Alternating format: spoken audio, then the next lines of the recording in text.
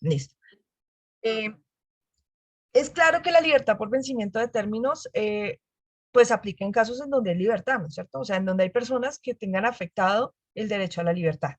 Sin embargo, es importante tener en cuenta que la libertad por vencimiento de términos no es igual a preclusión, no es igual a absolución, no es El igual a proceso nulas sigue. diligencias. El proceso sigue con la persona en Mm. libertad, pero el proceso va a Y continuar. si lo condenan, va otra vez para la cárcel. Sí, señor. Entonces, ¿qué es lo que pasa? Es importante tener la diferencia entre la libertad por vencimiento de términos y la prescripción. En los dos hay términos, ¿no es cierto? Con uno retomas tu libertad y en otro el proceso se acaba. ¿Listo? Porque es la sanción, porque no alcanzaron a sancionarte en sanciona al Estado, porque no alcanzaron a sancionarte en el término máximo establecido para sancionar según el artículo correspondiente. Entonces, retomemos. Las lesiones personales, para que vayan a juicio, dependen primero de si son querellables o no, porque si son querellables pueden terminar por conciliación y por ende no irían a juicio. Solamente irían aquellas que no son querellables, o sea, no son conciliables, que son querellables son solamente las que están en el numeral 2 del artículo 75 del Código de Procedimiento Penal, ley 906 del año 2004. Pero aún siendo querellables, nada nos asegura que las partes van a conciliar. Y el fiscal no se va a quedar eternamente con un proceso rogándoles que concilien. Si no concilian, pues él sigue adelante con su proceso. Y entonces tendremos procesos de lesiones relativamente pequeñas que llegan a juicio por esa razón. Y esos son los que tienen más riesgo de prescripción. ¿Por qué? Pues porque como son lesiones pequeñas, la pena es más pequeña. Y entonces prescriben más rápido, porque prescriben en el máximo de la respectiva pena. ¿Listo, mi doctor Bonet? Sí, ahora que usted menciona la prescripción, doctora, usted me puede aclarar que eso nos dijeron en Pelaje General que eran un mínimo de 3 años o la mitad de la máxima pena a imponer. ¿Sí Ok. recuerdo bien? Sí, Doc, lo que pasa es que la prescripción de la pena es una norma un poquito compleja en el Creo que sentido artículo 62 o algo así. sí, es que es un poco complejo en el sentido en que hay varias interpretaciones sobre la prescripción de la pena y sobre el momento en que empieza a contarse, porque además eso depende de la cantidad o de la naturaleza del delito, no es el 62, creo que es el 82, 82, 85. Extinción de la acción penal, término de la prescripción 83. Eso depende del delito y depende no solamente de la pena fijada, la pena máxima fijada en el delito, sino de cuándo empezamos a contarlo. Porque en los delitos de carácter continuado se empieza a contar la prescripción desde el último acto, primero. Hay unas situaciones que interrumpen la prescripción y se reinicia la prescripción, esta vez por la mitad. ¿Por qué? Porque se realiza la audiencia de formulación de imputación. Son situaciones específicas que hacen que la prescripción varíe. Entonces, si bien el artículo 83 señala el término de prescripción y nos dice en todo caso no será inferior a 5 años, ni excederá de 20, salvo en lo inciso segundo, que se trata de delitos de lesa humanidad que son imprescriptibles. En esa clase de circunstancias específicas, es posible que nosotros encontremos términos diferentes de prescripción. Por ejemplo, entonces en un homicidio nosotros tendremos un máximo de 400 meses de prisión. 400 meses son 40 años y nos dice que no podrá exceder los 20 años, salvo dispuesto en el inciso siguiente, y ahí no está el homicidio. Pero ojo, ojo, porque una vez se formula imputación, el término de prescripción se interrumpe y vuelve a empezar a contar, pero esta vez por el término de la mitad mientras dura el proceso. Entonces, ya, digamos, imputaron a los 19 años y vuelve y empieza a correr. Entonces empieza desde el año 1, pero ahora ya va a empezar a correr por 10 años más, no por 20. Estas son circunstancias específicas que hacen que la prescripción empiece como a cambiar dependiendo de las situaciones que ocurran en cada delito y del delito en particular. Pensé que habían visto prescripción y pues doctor, me perdonas, pero en este momento estamos hablando de lesiones, entonces despuesito si quieres hablamos de prescripción, ¿vale? Claro, doctor. Gracias. Doctora Vanessa, la eterna paciente. Su manito donde fuera de verdad estuviéramos Doctora, se me va a topar la en mano. audiencia en clase presencial, ya tendría su merced con gangrena la manito ahí. Mi doctora Doctora, Vanessa, te escuchamos. resalto su buen humor a pesar de tantos percances que hemos tenido en la clase de hoy. Hay que ponerle amor a la vida y a mí me Eh, encanta escucharlos a ustedes, entonces, dale, mi doc. Yo tengo una duda referente a cuando hablamos de perjuicios morales Sí, señora. subjetivados, cuando hablamos de que esas son presunciones. Cuando hablamos de esos perjuicios morales, está asociado a cuando hablamos de negaciones o afirmaciones indefinidas, doctora. Es una interesante interpretación, doctora, porque, como les digo, dado el trámite incidental tan especial dentro del proceso penal, esto prácticamente se ha ido construyendo con decisiones de la Corte Suprema de Justicia. Me explico. El trámite de incidente de reparación integral cuando nació la Ley 906 del año 2004 se realizaba a la par con el proceso. Es decir, una vez antes de dictarse la sentencia condenatoria, tan pronto se anunciaba el sentido de fallo condenatorio, iniciaban el trámite del incidente de reparación integral y salían las dos decisiones conjuntas, es decir, la sentencia condenatoria y el trámite de incidente todo en uno. Eso llevó a que en ocasiones el proceso se dilatara durante el incidente y tuviéramos prescripción pese a tener anuncio de sentido de fallo condenatorio.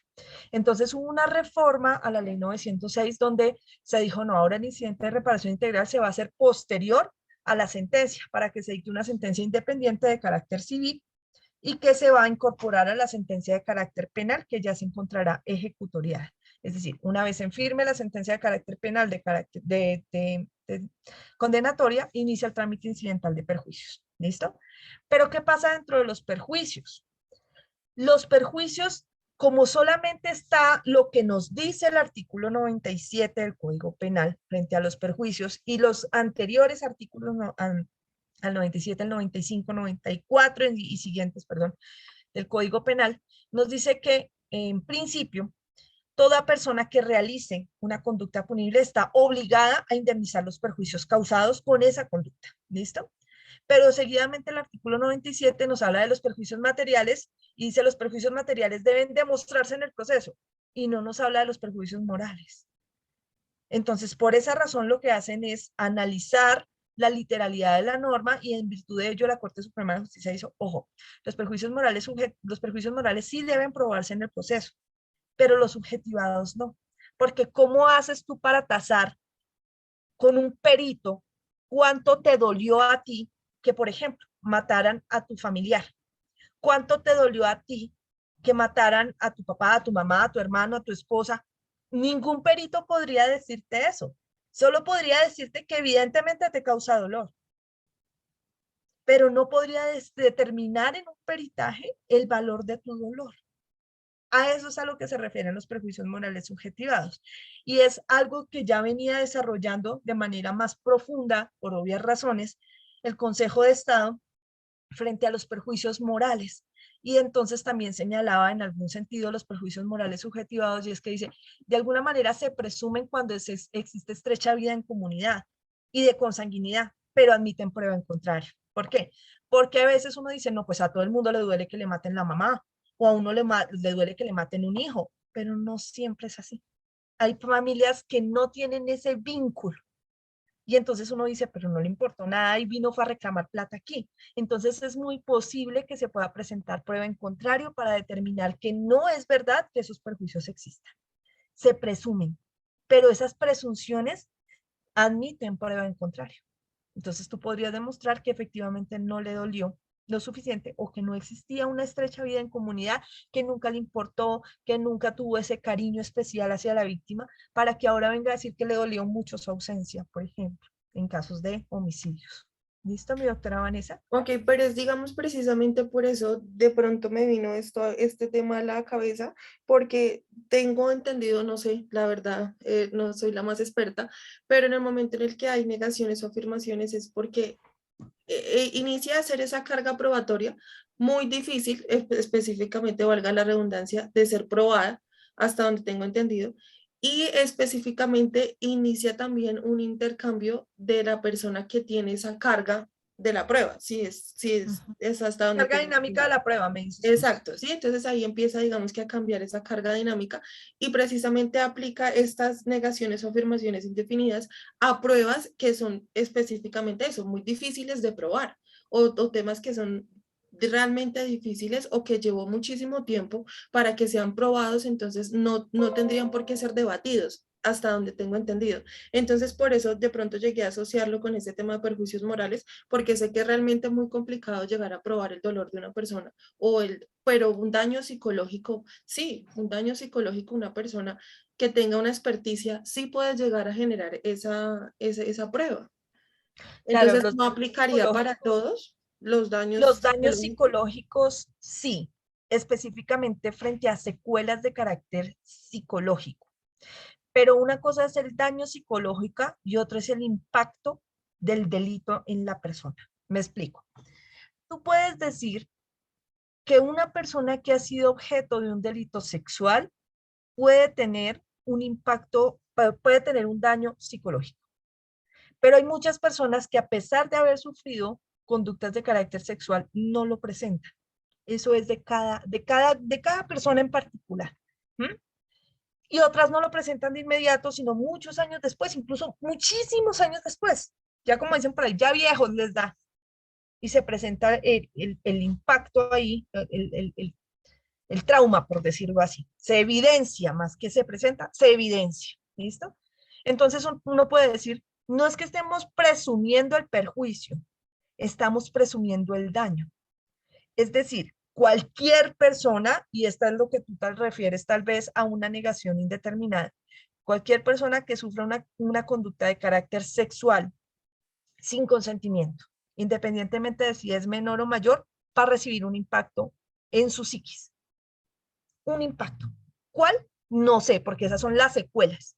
Pero indefectiblemente esto le causó algo a esta persona. Hay un dolor, hay una zozobra, algo cambió en su vida con el solo hecho de la ocurrencia de la conducta punible. Y esos son los prejuicios morales subjetivados. Y es que dicen, no podremos establecer, y eso pasa mucho en conductas de tipo sexual, no podremos establecer qué pasó, las secuelas específicas, porque es posible que las veamos muchos años después.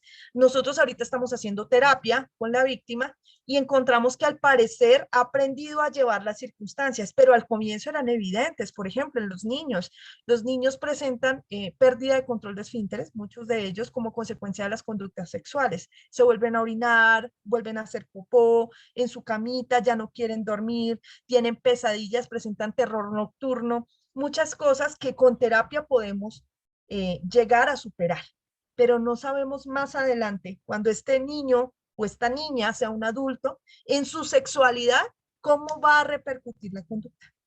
No lo sabemos, pero sí sabemos que cualquier persona que es adentrada prematuramente a una conducta de carácter sexual va a tener un impacto. Eso le genera algo hace clic en su cabeza, pero no sabemos exactamente qué es lo que le va a causar. Entonces, una cosa es el perjuicio moral subjetivado, que se presume que es el solo hecho de haberla adentrado ya es suficiente para generar un impacto, pero no sabemos es cómo repercute, que ese es el perjuicio moral objetivado que sí se puede tasar a través de un profesional que va a decir, bueno, esta persona presenta, por ejemplo, aversión a los hombres. Tengo un caso de una chica que fue abusada cuando tenía 13 años y a raíz de eso ella me lo decía y no comprendió en ese momento que era una secuela. Dijo, yo inicié mi proceso como trans, siempre sabía que era homosexual, pero empecé a volverme trans a raíz de la conducta porque me di cuenta que el hecho de verme como una mujer hacía que me morbosearan. Entonces dije, me voy a ver como un hombre para que no me vuelvan a morbosear, para que no vuelvan a sentir que tienen la capacidad de violarme. Mira ese impacto tan específico que se desarrolló años después. Años después, no estoy diciendo que ella se volvió homosexual, no, ella sabía que era homosexual desde antes, pero ella decidió negarse su imagen de mujer, en este caso específico, no estoy hablando de la comunidad trans, en este caso específico, ella decidió convertirse en trans por esa razón, y hasta ahora lo verbaliza. O sea, cerca de 15 años después dice, oiga, tal vez analizando todo lo que me ha ocurrido me di cuenta de esto, o sea, que yo me sentía nerviosa de que me morbosearan en la calle y sentía que cualquiera me podía violar porque me veía como mujer. En cambio, viéndome como un hombre fuerte, se acabó la morboseadera y me siento más segura. Es un impacto, es una secuela muchos años después que un profesional en ese momento la puede evaluar porque la está viendo. Pero En el momento en que se presentaron los hechos, no lo podía saber. No lo podía saber, ¿ves? Entonces, una cosa es el impacto y otra cosa es la secuela como tal.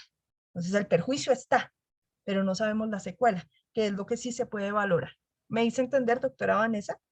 Sí, doctora, digamos que tenía el tema supremamente claro con lo de los prejuicios morales, pero no entiendo por qué me vino a la cabeza el tema de lo de las negaciones indefinidas y traté de asociarlo por lo que pues lo que le indico. Son como esa carga probatoria que fue muy difícil de obtener, entonces no está sujeta como a esa controversia, pero lo asocié fue por eso, como por ese lado, porque era como presunción. Claro que pues las negaciones indefinidas no son de presunción tampoco como tal, pero igual sí, muy claro, doctora, muchas gracias, qué pena la interrupción.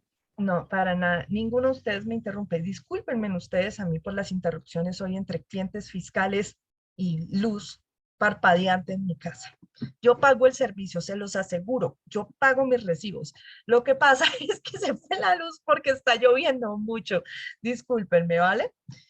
Listo. Entonces, retomemos ahora sí. Ya hablamos un poco de perjuicios, hablamos un poco de prescripción porque tuvimos que tocar los temas, pero estábamos hablando de lesiones personales específicamente y de cómo las secuelas nos ayudan a determinar la tipicidad de las conductas y en ocasiones incluso a establecer los perjuicios. Ahora vamos a hablar del dictamen de lesiones personales. No sé por qué razón tengo esto en PDF y no en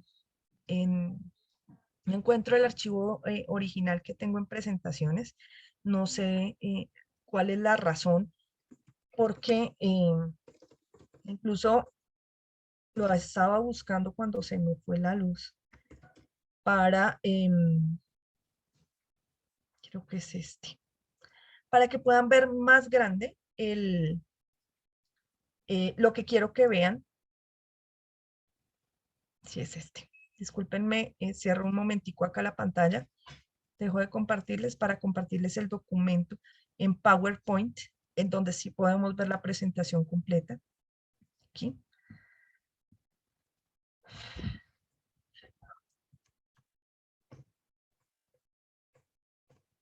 Acá, listo. Ahora sí. ¿Están viendo grande el dictamen, doctores? Sí, señora. Listo. Sí. Este dictamen era como se venía haciendo hasta hace unos años. Este es del año 2015, es un proceso real, es un dictamen de un paciente que acudió al Instituto Nacional de Medicina Legal en esa época para una valoración de lesiones no fatales. Actualmente han cambiado, más que todo es la forma y el nombre como determinan estas lesiones, ya no se llama dictamen de lesiones no fatales, sino dictamen de clínica forense, ¿listo? O dictamen de carácter forense. Entonces, en este caso específico, ¿qué necesito que aprendan a manejar? Que era lo que les decía, que me parece importante para cuando ustedes estén realizando sus prácticas en consultorio, que es en donde más tenemos contacto con estos delitos de jueces penales municipales como las lesiones. Que aprendan a interpretar el informe que les están llegando, el cliente les llega a ustedes con el informe. Entonces, el informe va a decir algo como esto. En principio, pues ahí es importante tener la ciudad y la fecha en que se realiza el informe y la fecha de los hechos. ¿Por qué? Porque no siempre la víctima es valorada el mismo día en que se realizan las lesiones. Y entonces, si no es valorada por medicina legal el mismo día en que se realicen las lesiones, es posible que las lesiones hayan mermado. ¿Por qué? Pues porque el cuerpo empezó a sanar. Desde el momento mismo de la lesión, el cuerpo empieza a sanar. Entre más tiempo ocurra entre la fecha de las lesiones y la fecha de la valoración, más poca evidencia vamos a encontrar de la magnitud de la lesión inicial causada. Esa es una de las circunstancias. La otra circunstancia, cuando lo estamos viendo como defensores, es que uno dice, hombre, ¿y si lo lesionaron ese día, por qué se demoró tanto tiempo en ir ante el Instituto Nacional de Medicina Legal? ¿No será que alguien más lo lesionó en el intermedio y vino a achacarle el cuento a mi cliente? Eso es posible y es posible constituir una teoría del caso basado en la diferencia entre las fechas. Es posible que aún así la víctima justifique la razón por la cual no fue valorada en ese tiempo y tendremos que analizarlo en cada caso en concreto para ver la firmeza de la teoría del caso de la defensa basada en los cambios de fecha y en la posibilidad de que otra persona llegara a lesionar o a empeorar las lesiones respecto de lo que realmente habría hecho nuestro cliente. Eso en principio. En segundo lugar, es importante tener en cuenta la llamada anamnesis. La anamnesis es algo que aparece dentro de los protocolos de medicina legal, de todos los informes de medicina legal. Ustedes lo van a encontrar dentro de todos los dictámenes de clínica forense. ¿Cuáles son los dictámenes de clínica forense que realiza el Instituto Nacional de Medicina Legal? Dictámenes para establecer edad.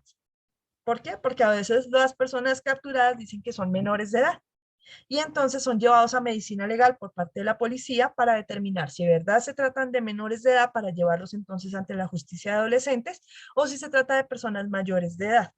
Entonces, dentro de ese informe va a aparecer la anamnesis. ¿Qué más es de clínica forense? Los dictámenes de embriaguez o de sustancias alucinógenas. Estos de embriaguez o de sustancias alucinógenas también se practican dentro de clínica forense y también va a aparecer la anamnesis. También dentro de los delitos de lesiones personales va a aparecer la anamnesis y también dentro de los delitos de carácter sexual. Todos ellos hacen parte de la unidad de clínica forense del Instituto Nacional de Medicina Legal y entonces todos estos informes guardan en principio esa correspondencia. Todos de ellos llevan una anamnesis. ¿Qué es la anamnesis? La anamnesis es lo que la persona, el paciente, ellos no lo mencionan como víctima, el paciente, dicen siempre en medicina legal, porque pueden ser incluso el propio acusado, el que vaya a ser valorado, ya sea por embriaguez o incluso por lesiones ocurridas en sede de la captura para determinar si la persona fue maltratada. La anamnesis es la información que entrega el paciente o el representante legal del paciente cuando se trata de menores, de niños muy pequeños que no hablan solitos o no quieren hablar. Entonces, esa anamnesis se supone que es el relato palabra por palabra, un relato espontáneo del paciente sobre la razón por la cual se encuentra en el Instituto Nacional de Medicina Legal para esa valoración. Esta anamnesis ha tenido un impacto impresionante dentro del sistema penal acusatorio.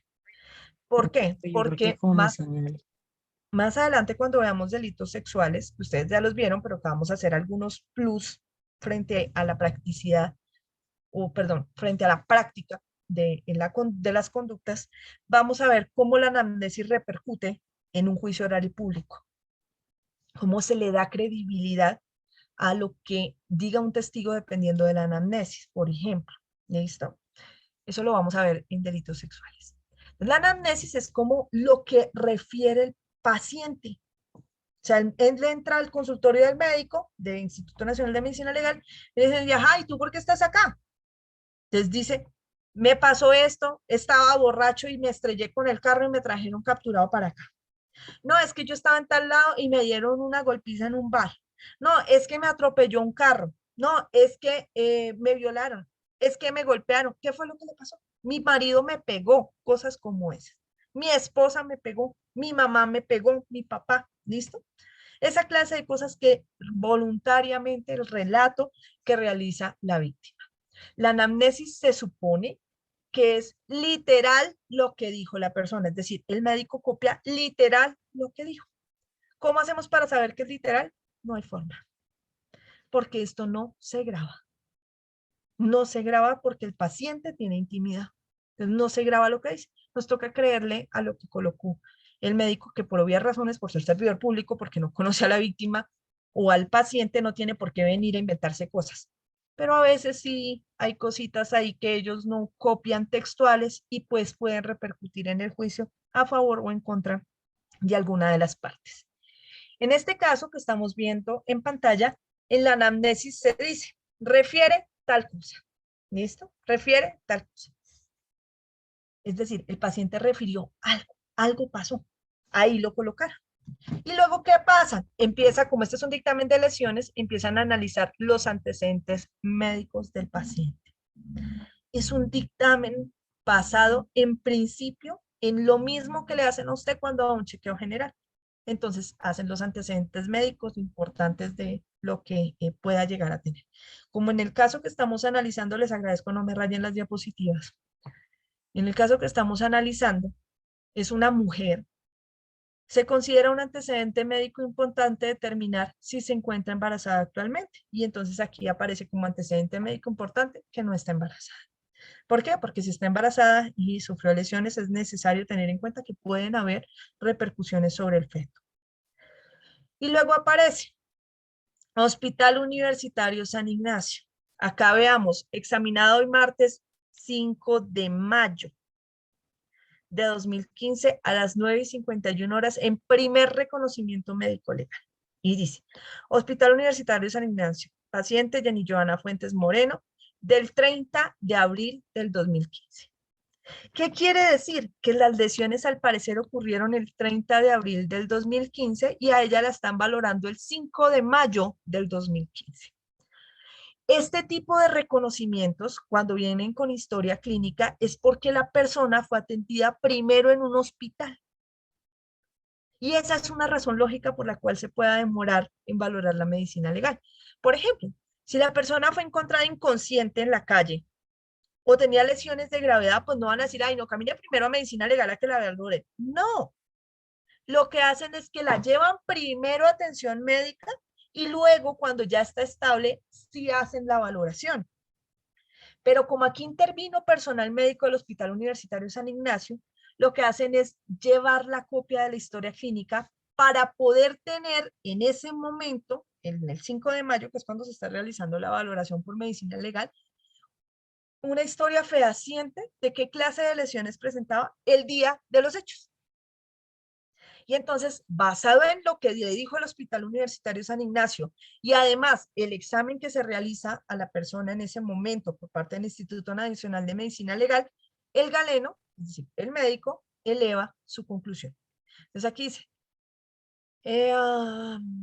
paciente con diagnóstico de muñeca, diagnóstico de la muñeca y la mano, radiografías en las que no se evidencian trazos de fractura ni lesiones líticas, relaciones articulares conservadas, está analizando funcionalidad de la mano, sin cuerpos extraños, adecuada excursión tendinosa del extensor del pulgar, funcionalidad, extensión completa de la MSF y de la IF, no recuerdo qué es, se decide suturar lesión, es decir, tuvo una lesión abierta y fue intervenida, o sea, le cosieron la manito, ¿listo? Médico Sonia Amparo Cepeda Gómez. Ahora, presenta lesiones petequiales. Las petequias son unas lesiones muy específicas que obedecen a rupturas de vasos sanguíneos de carácter capilar y que son muy específicas, o sea, parecen, los capilares son muy delgados, pero transportan gran cantidad de sangre. Entonces, en ocasiones, una ruptura de un capilar genera un hematoma lo suficientemente grande para creer que es una lesión mayor, cuando realmente no lo es. Y dice, equimosis moderadas, propio de las petequias, en tercio proximal lateral de brazo izquierdo. Cuando nosotros veamos medicina legal, creo que soy la única profe que les da medicina legal en consultorio 4 porque la materia no existe dentro del pensum de derecho de nuestra facultad, pero yo lo coloco como un plus en consultorio 4, que es la última materia de la carrera. Les doy medicina legal y les doy derecho penitenciario en el último nivel, en la última materia. Les explico a interpretar las lesiones dependiendo con los ejes que atraviesan el cuerpo para determinar entonces las proximidades de lo que nos están enseñando aquí. Y es determinar qué es el tercio proximal y qué es un tercio distal respecto de los ejes del cuerpo. Eso lo veremos por allá, en el último semestre, cuando ustedes ya sean abogados prácticamente. Herida suturada de bordes nítidos en dorso de primer dedo de mano izquierda sin limitación funcional. Y es importante saber cuál es el primer dedo. Los dedos van numerados, de acuerdo también a la cercanía con el eje central. Entonces, todo esto lo tenemos que saber los abogados para interpretar esto. sin limitación funcional. Conclusión, mecanismo causal. El mecanismo causal es con lo que él cree que le causaron la lesión. No va a decir con una botella, y esto es súper importante que lo tengan en cuenta, porque fue una de las causales por las cuales se perdió el juicio en el caso Colmenares.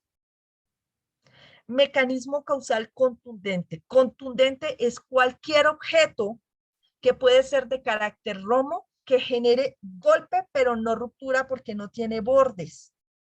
Cualquier cosa puede ser contundente. Por ejemplo, las cachas de un arma, si no se utilizan con los bordes, sin un golpe seco por alguno de los lomos, puede generar lesión contundente. ¿Listo? Un palazo. Un puño es una lesión contundente, a veces es corto contundente porque le damos con un borde específico y genera impacto de hueso sobre hueso y se genera ruptura.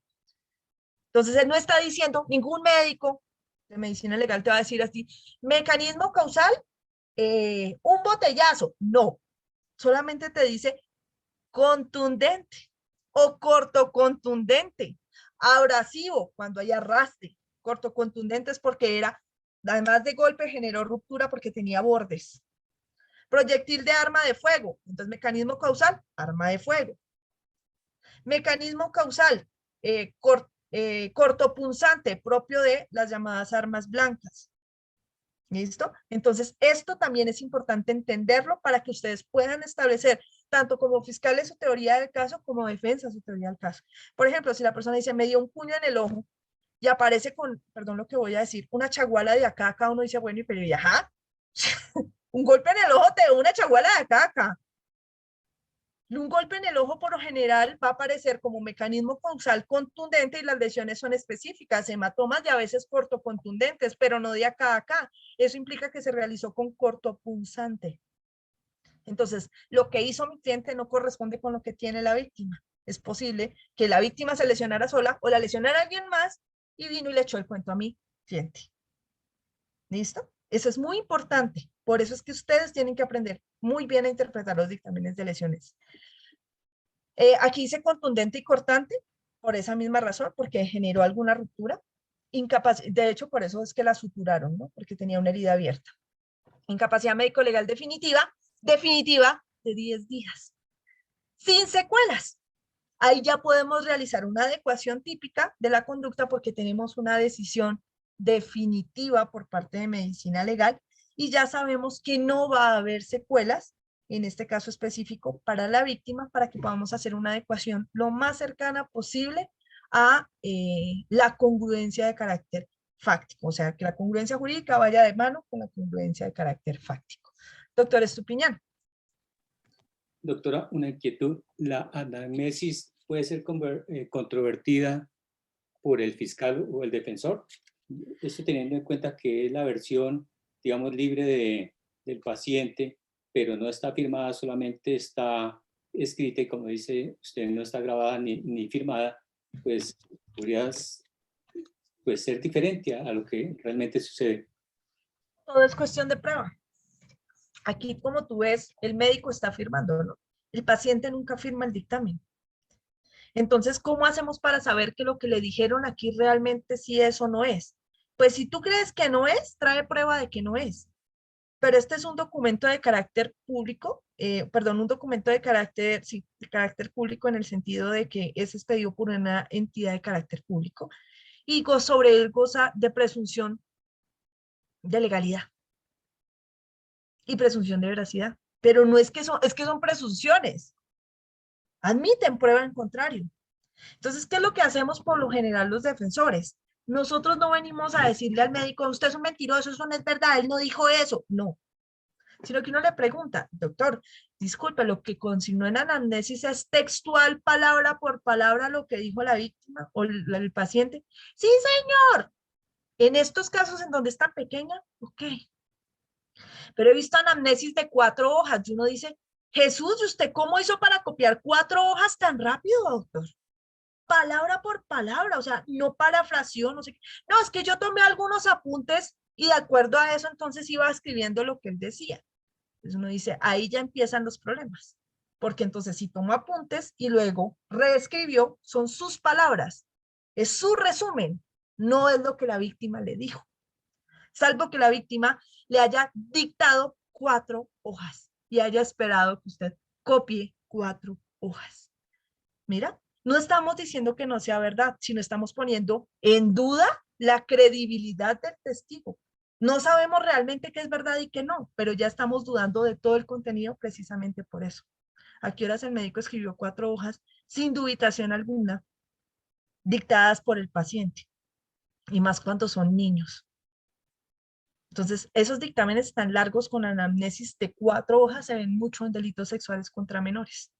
Y cuando se supone que la anamnesis debe ser libre, pero en muchas ocasiones el médico empieza a interrogar a la víctima o al paciente sobre lo que le ocurrió y va construyendo la historia en la anamnesis.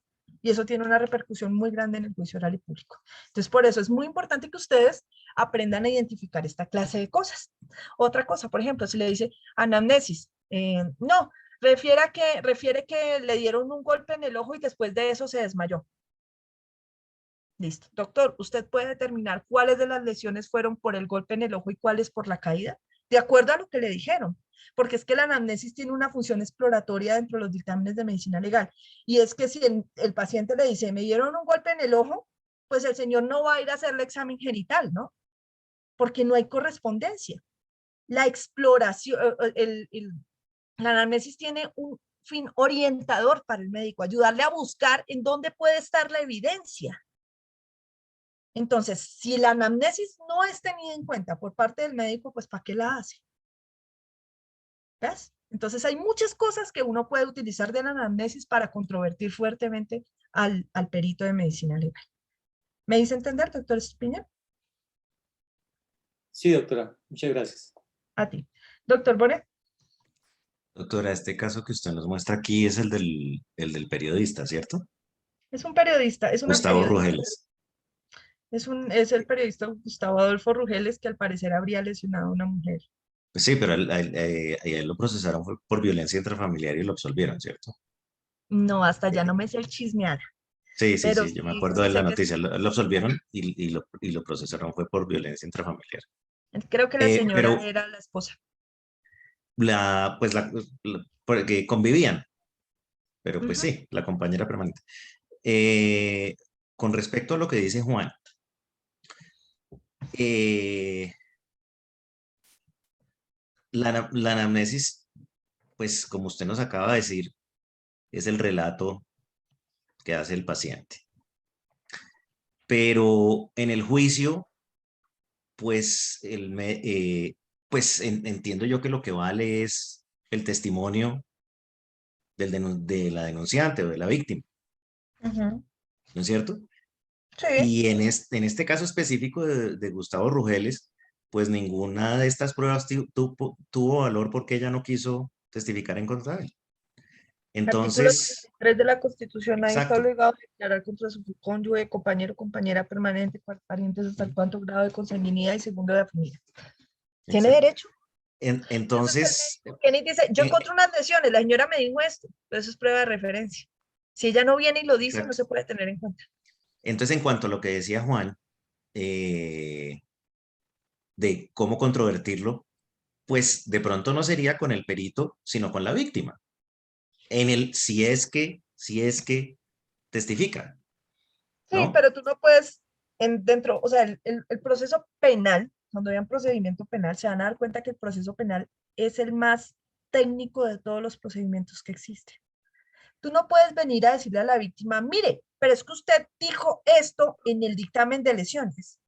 No lo puedes hacer, porque tú solo puedes impugnar la credibilidad de un testigo con sus dichos anteriores De lo, firmados por él. exacto. Si ella no lo Entonces, firmó, ella dice, pero es que yo no escribí esta vaina. Entonces tú no la puedes impugnar con lo que dijo el médico. exacto, lo que yo quiero decir es que lo realmente relevante será lo que ella diga, porque como usted lo acaba de decir, lo que está en esa anamnesis, pues es una prueba de referencia. El médico va a decir, y lo más seguro es que es eso. Ya al médico le van a decir, bueno, ¿usted qué encontró? No, yo encontré que la señora tenía una herida de acá y ella dijo esto. Pero a usted le consta directamente que ella fue golpeada por el señor. No, pues a ver, ¿cómo me va a constar a mí? Yo estaba en el Instituto Nacional de Medicina Legal. Es prueba directa de lo que él pudo ver en su experticia. Es decir, él es prueba directa de que la señora sí tenía una lesión. Es ¿Cómo que se la hizo? este caso fue muy famoso y la fiscalía trató de condenarlo a pesar de que la señora no fue. Y el juez y dijo, mire, es que vino el médico forense y dijo esto, y el juez les dijo, no señores, que usted no puede introducir el testimonio de la víctima a través de peritos. Si la víctima no vino, pues Es que hay una tengo que prohibición absolver dentro al del señor. proceso penal y es que la sentencia condenatoria no puede estar basada en prueba de referencia. No se puede. Únicamente en prueba de referencia, no. Debe haber al menos una prueba directa. Y con una prueba directa podemos construir eventualmente una sentencia de carácter condenatorio.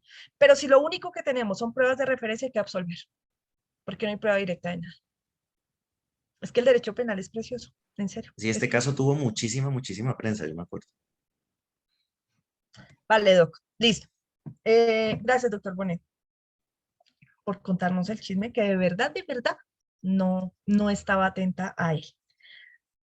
Entonces, mis doctores bellos, esto era lo que quería que ustedes aprendieran de la cápita de lesiones personales, porque con el respeto enorme de mis compañeros penalistas docentes, a nosotros no nos sirve de nada que usted aprenda a clasificar el tipo de lesiones personales por si es una conducta de mera conducta, si es de resultado, se admite la tentativa o no. No, a mí me sirve es que usted aprenda a trabajar un caso de lesiones personales. El cliente no va a llegar a preguntarte eso. No va a llegar a preguntarte eso.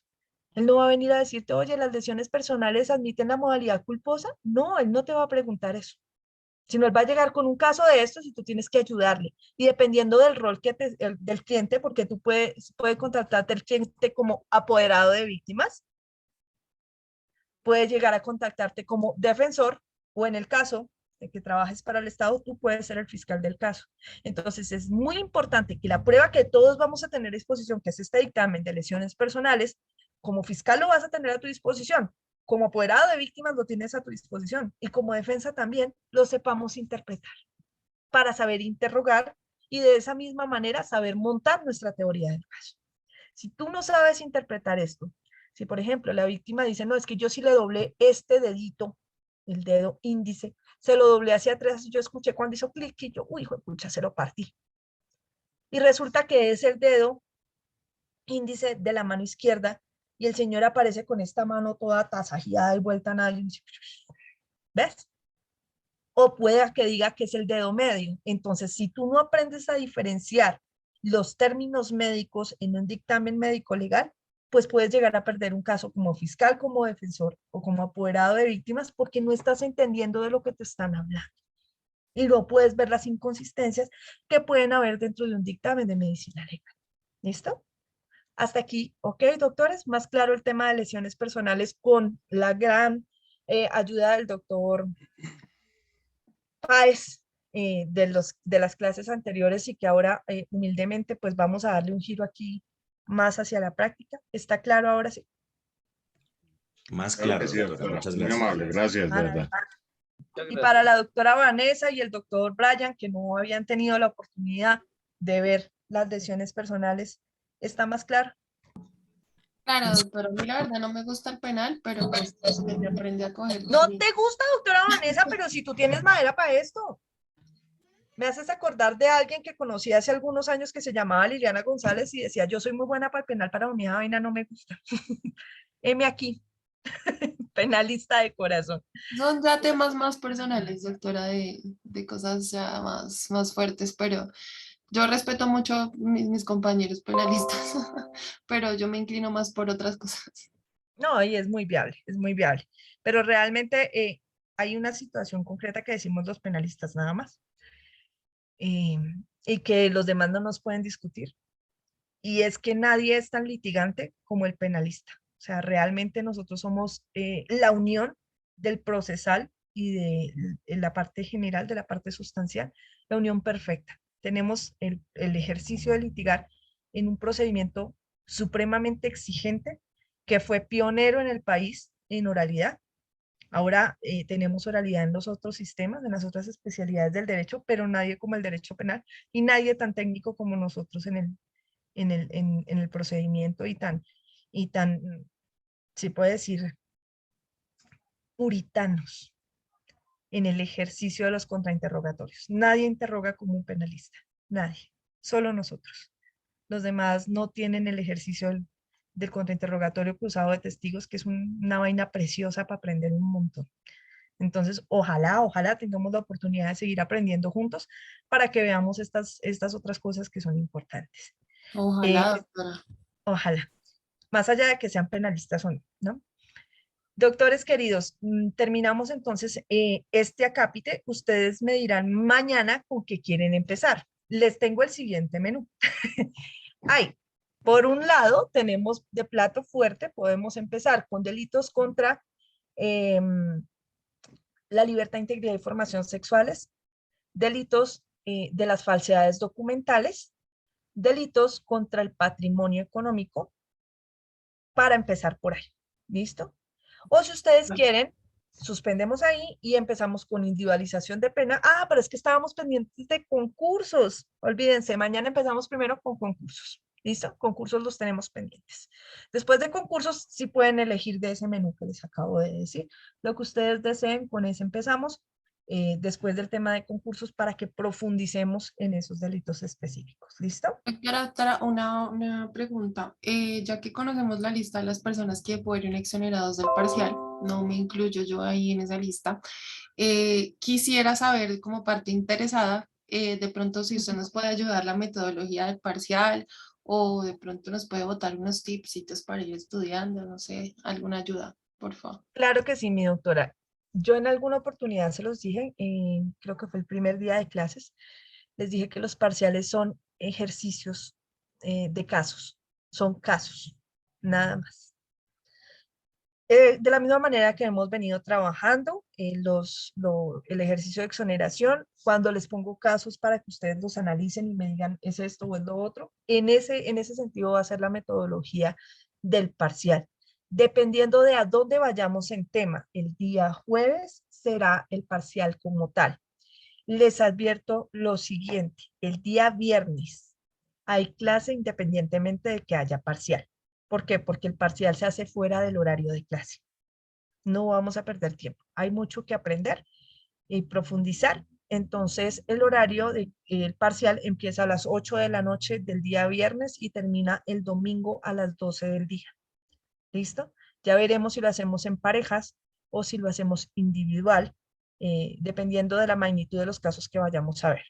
Puede ser un caso, pueden ser 5 casos, eso depende del nivel que tengamos en ese momento, es decir, para el día jueves, y así establecer pues cómo vamos a hacerlo. Pero tenlo por seguro, mi doctora, que no es un parcial oral, es un parcial práctico de análisis, son casos, pueden ser basados en capítulos de Los Simpson, en Betty la Fea, en una película, en una serie de Netflix. La serie.